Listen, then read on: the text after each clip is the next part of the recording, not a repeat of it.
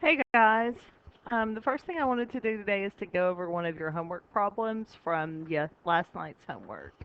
This problem is really asking you to use the context of the question and apply it to kind of what you learned about shapes of distributions last class. And it wasn't anything that we had specifically talked about, so I wanted to kind of go over this with you and show you how I would use the process of elimination to determine which graph goes with which of those 1 through 4 at the top.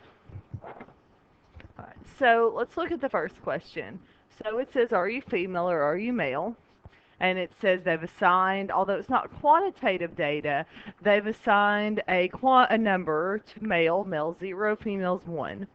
So look at my graph. I'm looking for a graph that just has two bars, one at 0, one at 1. I have two of those, right? This right here, that right there. So one thing I would expect in a class is that there is probably about half male and half female. So I would probably think that this right here, C, would be the closer of the two. But since it's not close to half and half, I'm not quite sure. So I'm going to read on and then I'm going to come back to this one and see if I can maybe figure out what the other graph is, that part B, and then I can determine whether it's C or B, I guess, if that makes sense. Okay, so number 2, go all the way back, there we go. 2 says, are you right-handed or left-handed? And they've done the same thing again. Right is 0 and left is 1. So what I want to look at is I want to look for a graph pretty similarly to the way that part 1 was set up. Except now I know a little more. I know that there are way more right-handed people in the world than left-handed. So this would make me guess that B, because this is right, at 0 and that's left, would be 2. So then C, which was kind of my original guess for 1, is going to be my 1. All right, so let's talk about the other two. So 3 is, what is your height in inches? Height, along with quite a few other things, is something that we would expect to follow a normal distribution. And this is because you would expect there to be a few people that are fairly short, a few people that are fairly tall. Here be my short people, over there'd be my tall people. But that most everybody would fall right in the middle. So height would be one of those things you would expect to find normally shaped or symmetric, however you want to call it. And so I would think that this right here would be height. The last one, we're using process of elimination. So the last one here, we have, how many minutes do you study on a typical weeknight? Well, I've been teaching high school kids for a little while now, and I know that there are some of y'all that study just a little. In fact, most of you study just a little. And then there are a few of you that study quite a bit. If we say looked at all the students here at Central. So this would be a skewed right distribution where we have a few of those really high numbers, but most everybody is going to be fairly low over here on the left side. So hopefully this cleared anything up. If you had, answer this one. That'd be 4. If you have any questions over this. And we're going to talk a lot about the context of the problem and how it applies, especially today when we start discussing interpreting values. So always pay attention to what the context of your question is. It's a really important lesson. And so let's talk about today's lesson, which is going to be on what I call describing data with numbers. We'll start off talking about mean and median. We don't really do mode so much in AP Stat. And then we'll also go on to other ways we can describe data with numbers. We have what are called quartiles. We'll actually learn today how to calculate an outlier using the outlier formula. I told you last class we'd learn how to do that. So we have quite a few numbers that we're going to use today. And we will begin our discussion on interpreting these numbers, which is really important. But first, let's talk about mean. Okay, so I know you've calculated mean before, and I really hate to, show that I think that you're this stupid, but we are going to go over it because we have kind of a fancy formula that we use. So mean is, for us right now, going to be called x bar. We have another letter for it, but we'll talk about that later. And y'all all know the mean as to be add up all the data points and divide by the number that you have. Sure that you didn't have a fancy formula to use. You just said always knew, okay, I'm going to add up all the test scores, and there's 25 kids in the class, so I divide by 25. So let's write this out in terms of a formula. So here's your formula right here. And we'll talk about what all these things mean. Now, some of you may be familiar with this symbol right here that I just wrote down, and some of you may not be familiar with it. So let's talk about this.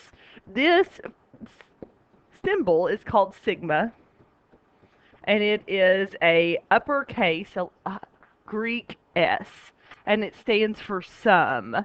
So it's gonna mean to sum or to add it all up.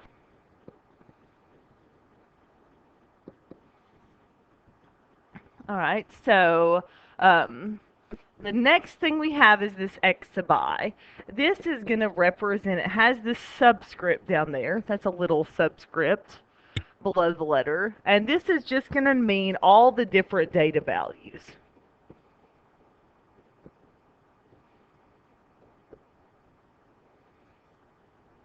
And then we have n.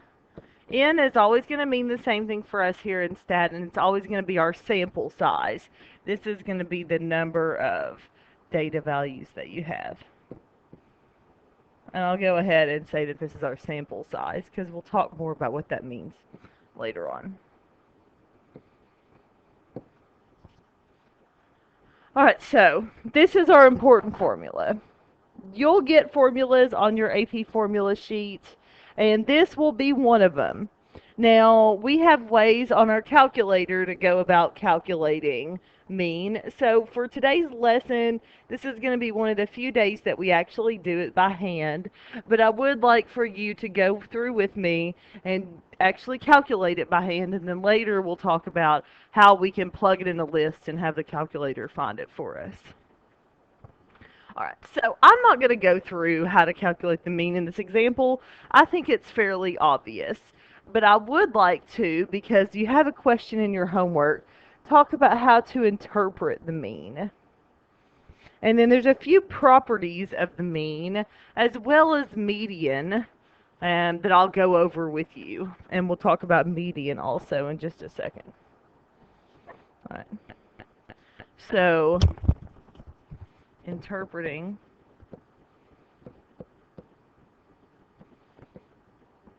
the mean. So let's think about the context of this question and what this, we'll look at part A just for now, what this 22.5 average means. Alright, so we have all these 15 workers, and what this average is it's kind of like a balance point for the total amounts of time that they travel to work each day. So, say if you took all these people, all 15 of these people, and they had the same total driving time, like if you added up all their driving times together, then the average would be if it were spaced about the group equally. So if you took all the driving times together, added them up, and then everybody got the same amount, that would be the average. And mathematically, that's kind of what we're doing. We're taking the average, putting it all together, and then we're dividing it into equal parts. So how we can talk about this in terms of the problem, because anytime you interpret something, you always have to include the context of your problem. So what we would say is we'd say something like this. If each of the 15 drivers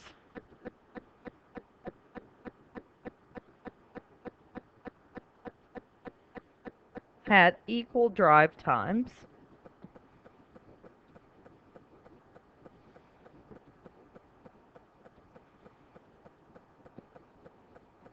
And then I'll also add, because mathematically this is what is happening, but the combined time is the same.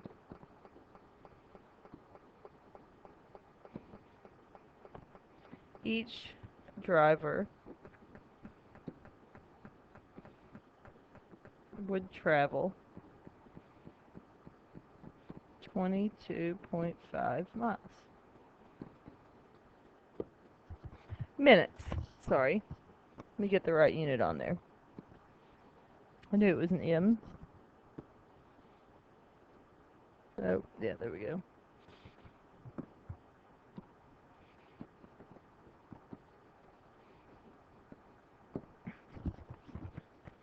Alright, so let's talk about this for just 1 second.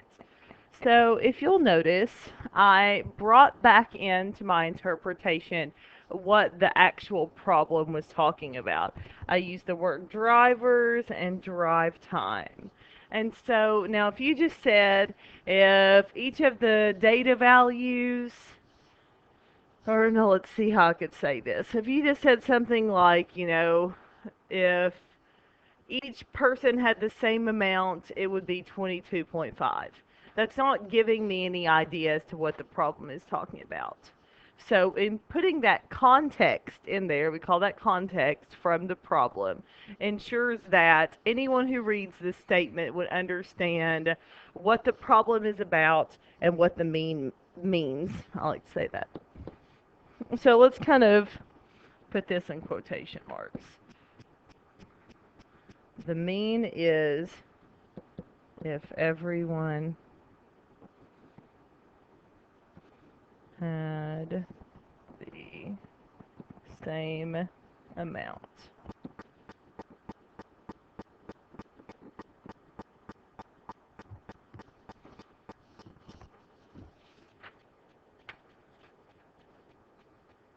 Okay, so let's go on to talking about median really quickly.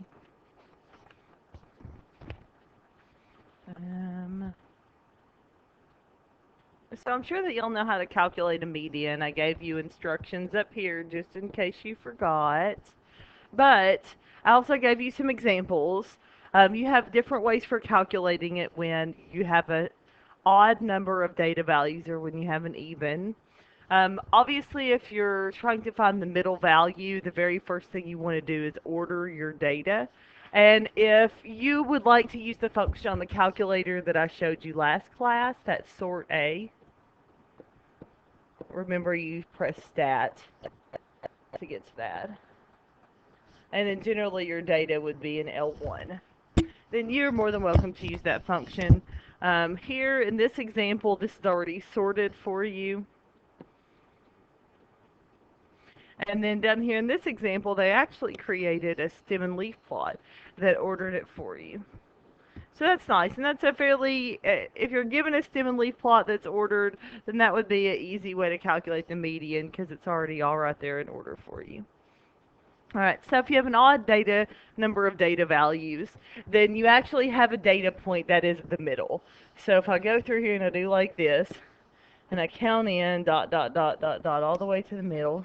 You can't see my fingers, but I have to take my fingers. I'm sure you'll have done this before.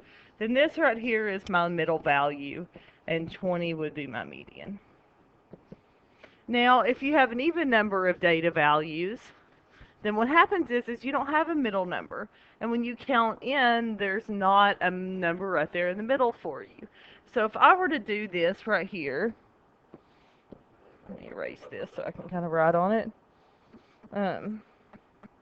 If I were to count in, and you can't see what I would do here, I'd go for that one, that one, that one, that one, and so on. I'd count all the way in. I would see that 20 and 25, those two numbers right there, are my two middle numbers. So what I do to find the median is I add those two numbers together and divide by 2. Fairly simple. I'm sure y'all have done this before. I feel like I don't know. I feel like I should give you more of the benefit of the doubt. Okay, now this is really interesting. So let's talk about comparing the mean and median.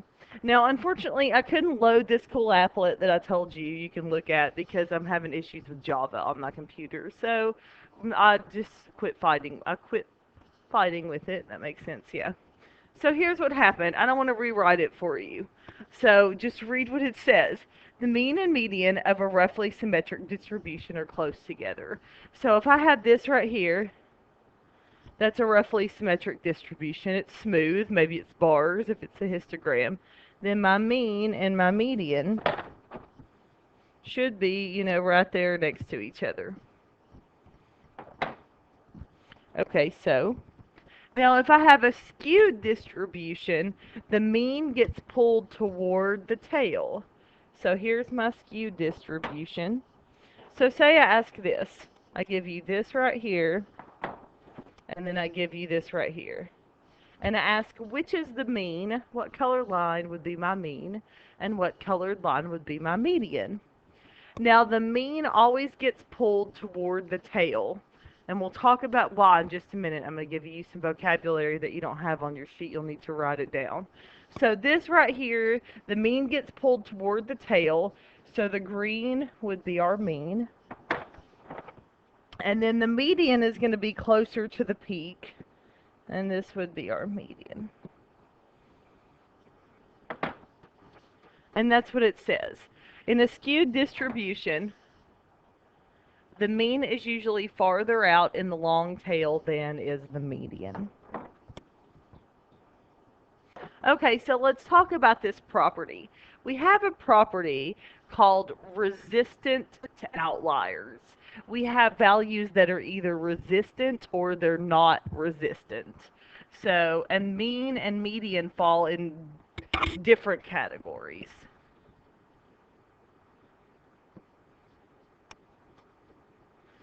If you're resistant to an outlier, this means that outliers do not affect the value significantly.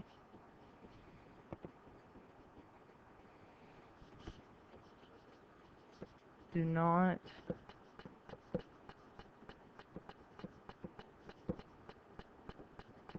significantly affect. I think that might be A. I'm not good with all that. On your paper, you fix it as to whatever it needs to be. Do not significantly affect the value. So, say we had a bunch of students standing in here and we wanted to calculate the middle height of all the students. We wanted to calculate the median. Say the tallest person in the room is 6'1". Well, this guy has to leave, and we're worried about not having the same number of people, so we have somebody come fill in for him. And this guy is 7 feet tall. He's the head basketball player. Now, our median, even though we have this huge outlier at 7 feet tall, the median would still stay the same because it's just a measure of position. The middle value isn't going to change if the tallest value is 6'1" or the tallest value is 7 feet. So, median is resistant to outliers. Now, say I'm calculating the average height of all these people, and you can actually go back and look at the example on the very first page where they ask you to calculate the average, and then they change that 60 minutes on you. Or they leave out the 60 minutes, and then you want to see how it changes. The 60 minutes might be considered an outlier if you're looking at those driving times on the very first page of your notes. So if you leave that one out, notice that the mean changes fairly significantly. This is because if you average all the heights with that 7-foot tall basketball player in the room, then what's going to happen is that you're going to be adding in a much larger height into your combined total, and so your average is going to get much larger. Or if you remove a really large height, kind of like they removed that long drive time in the first example, then it's going to decrease. So the mean is what we call not resistant to outliers because it's going to change. Resistant would be not changing. always kind of get them confused because the semantics is kind of weird. You know, if you're not resistant, then you will change. If you are resistant, then you won't change. But anyway, just think about what the word resistant means. I know y'all know what that means. This means that outliers significantly affect, I'm going to pretend it's A again, the value.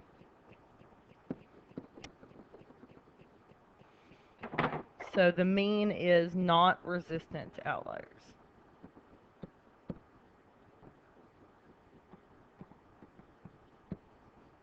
And we'll come across other values that either are or are not resistant to outliers. And we'll kind of talk about them as we go along.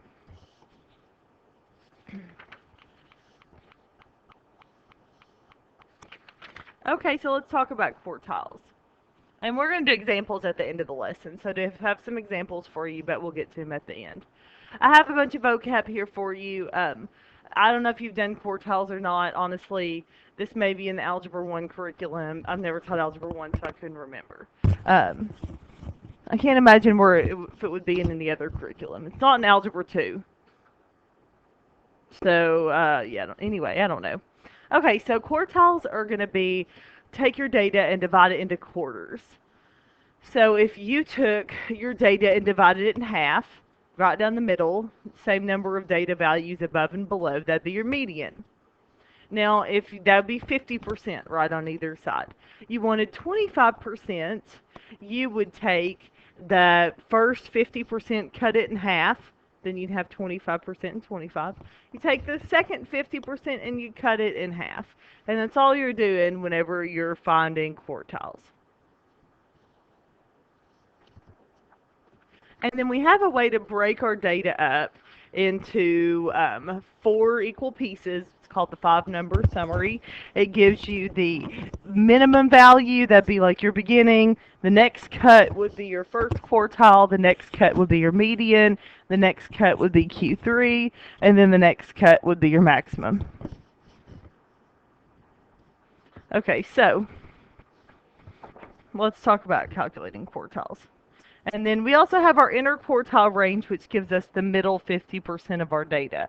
That's Q3 minus Q1. Okay, so here we have this same example that we were doing before, the 15 travel times from North Carolina. We have our median here. So we look at the data that's to the left of the median.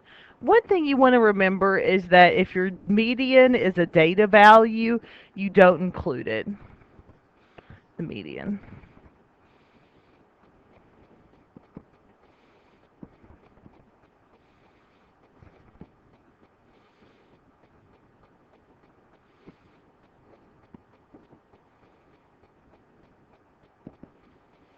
If it's a data value.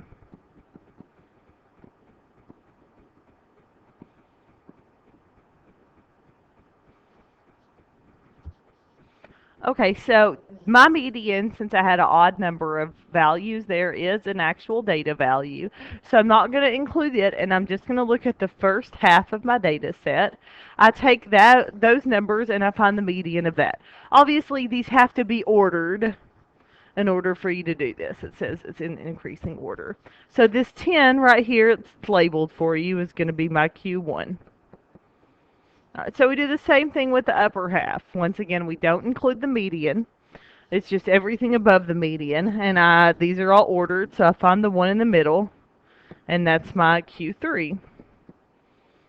Now, if I wanted to find my interquartile range, range is always going to be one single number, the big one minus the small one. So my interquartile range is going to be my big one, which is 30, minus my small one, which is 10, sorry, and I get 20.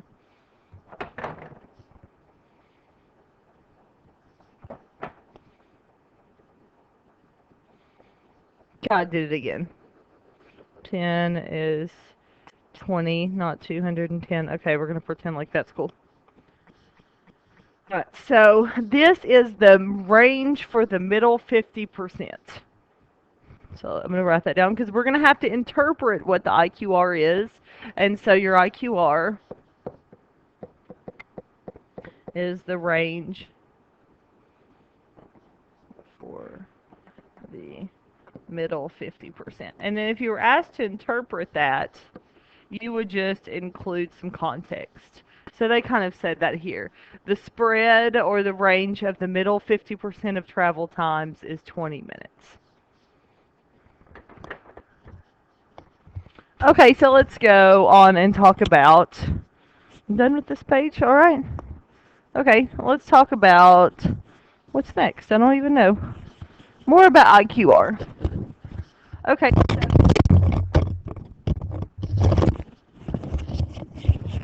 I dropped my microphone. I hope it's still working. If not, I'm going to be really upset. Okay, so you know how to find IQR. I'm not going to bug you with how to find it. I would like to talk to you about interpreting it.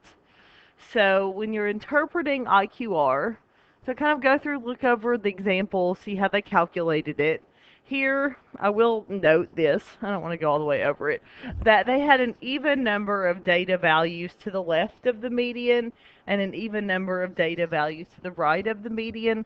So in order to get Q3, they had to take 40 plus 45 and divide by 2, just like you're calculating a median. And then over here, the two middle values are both the same, so it's kind of redundant, but you can do this if you want, but you get 15. Okay, so we get 42.5 minus 15 is our IQR. There it is. It's 27.5 minutes. So if I want to interpret this, the range for the middle half of my travel times for New Yorkers, because now, you know, I'm not looking at North Carolina, I'm looking at New York, is going to be 27.5 minutes. So you include what the IQR actually is, that's the range of the middle half or the middle 50% of travel time. And then you're going to include the context, travel times for New Yorkers. Always remember what it is and context. Those are the two things you have to include in interpretation. Okay, so I told you last class that I would teach you how to identify outliers with a formula. So this is the last thing we're going to talk about today. And then I have some examples that I'm going to show you the answers to. I want y'all to work out on your own. All right, so we have our formula for outliers, which I gave you on the previous page in all of those vocab words. But what you want to do is you want to take 1.5 and multiply it by your IQR. So the first thing you'd really have to do is calculate your IQR. Here they've given us the data that they've given us, is for the 15 North Carolina workers. So if you remember from the previous example, our IQR is 20, because we already calculated that. And they also tell us over here. Alright, so what we're going to do is we're going to calculate 1.5 times our IQR. And then we're going to take and we're going to add that to Q3. And if we have data values above that, not equal to, but above that, then those are going to be outliers. Then we also have to look at the bottom end because we can have outliers either way below the data set or way above it. And if we take our IQR, multiply it by 1.5, and then we subtract that from Q1, then this is going to tell us if we have, if we have data below this number, not equal to, but below it, then those are going to be outliers. So let's take a look at what they've done here. So the first thing they've done is they've calculated 1.5 times their IQR, 1.5 times 20, and they got 30, so we know what that is. So now we're going to take Q3, our 30. We add 1.5 times our IQR, that's 30, and we get 60. So here is what I end up doing. I say, okay, do I have data greater than 60? And if I do, then I would say yes, and I would list my outliers, but I don't, so I'm going to say no. All right, now let's take a look at the other end. My Q1 is 10. I subtract 30. If it's negative, that's cool. Leave it as negative. I know that negative times don't make sense, but that's just going to tell us we don't have any outliers this way. Okay, so we have 10 minus 30, which is negative 20. So I'm going to say, okay, do I have data less than negative 20? And then I'll put, that's funny. You can't have negative times. So obviously this is a no. So I would say that there's no outliers in my data set. Now 60 is really close. If I would have had one say that was 61 minutes or 65 minutes, then that would have been an outlier. But it has to be greater than, strictly greater than, not equal to. Okay, so let's look at this last page of examples that y'all have. So what I want you to do, I want you to do 80, oh, well, those are all the answers. But anyway, let's go back here, sorry. 80, 82, and 90. And then I don't want you to do 87, that last one on the bottom right-hand side, because we're going to talk about that together. So pause the video, do those first three examples, and then we will come back and talk about the answers to all of them.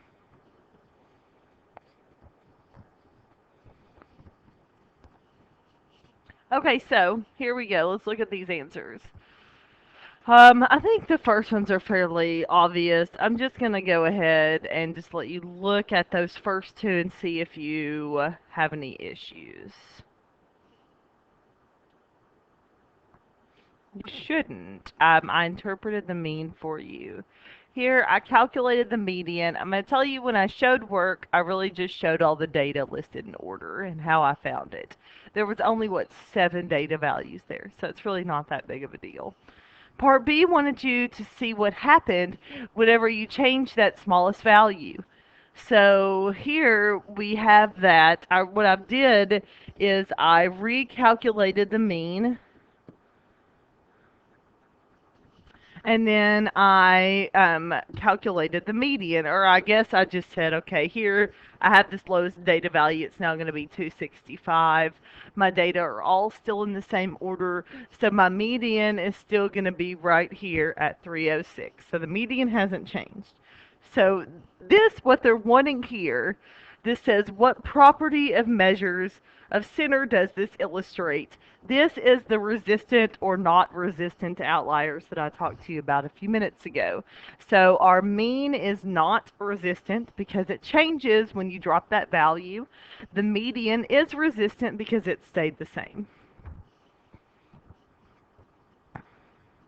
Okay, so number 90. So what we're going to do here is they want us to find and interpret the IQR and then determine if there are any outliers. So I found my IQR. I went through and found my median. I'd already done this before. I had 3 data values over here, 3 data values over there, so I just picked the one in the middle. My IQR obviously is Q3 minus Q1. So the range for the middle half of the weights for the 7 Dallas Cowboys is going to be 12 pounds. So I said, okay, what is IQR? That's this. And then I included the context of the problem. Remember, those are all things that you have to do when you're interpreting. All right, so let's talk about outliers.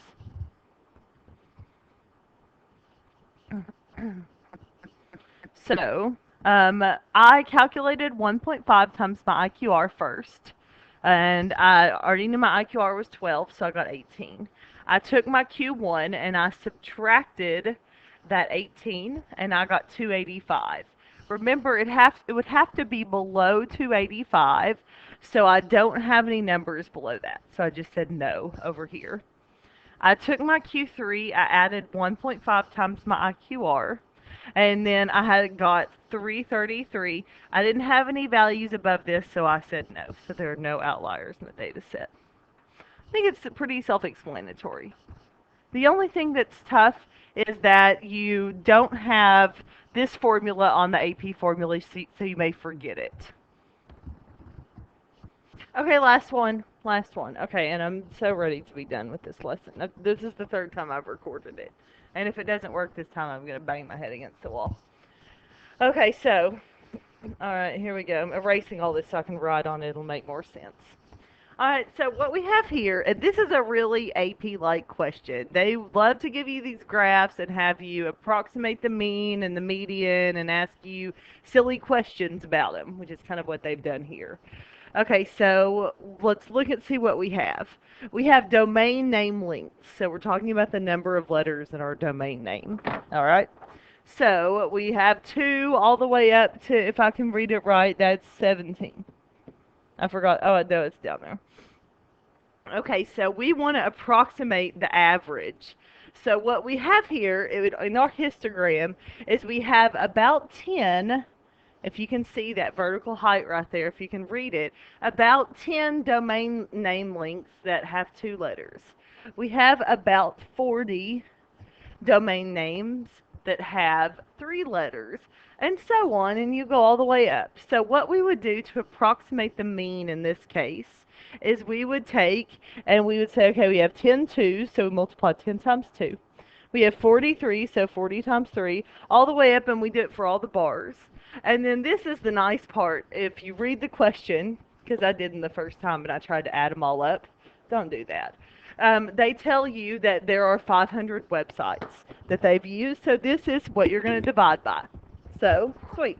You know you're dividing by 500, you've added all this mess together, and you get the average as approximately 7 letters. I would expect they would not, I would think, sorry, that they wouldn't expect for you to actually use a decimal here. You don't have to be that perfect, you're just approximating. The median is not going to be that bad. Here's what I would do for the median. I know that you have 500 websites here, so I would find the bar that contains about the 250th value, and that's going to be where your median is. So if you count up 10 plus 40 plus 45 plus 50, that'd be 50 there, plus 110, you figure out that somewhere in this 110 you have the 250th value. So this would be your median. And then part B is so obvious, don't think too much into this mess. It says, if you wanted to argue that shorter domain names were more popular, which measure of center would you choose? Obviously, if you wanted to show that it's shorter, it's more popular, you would choose the median because it's smaller. And it's as simple as it sounds. So don't think too much into it. Okay, so do your homework over Unit 1, Day 3. And we will talk next time about standard deviation. We'll make box plots, all that fun stuff. Okay, y'all have fun doing your homework, and I will talk to y'all later.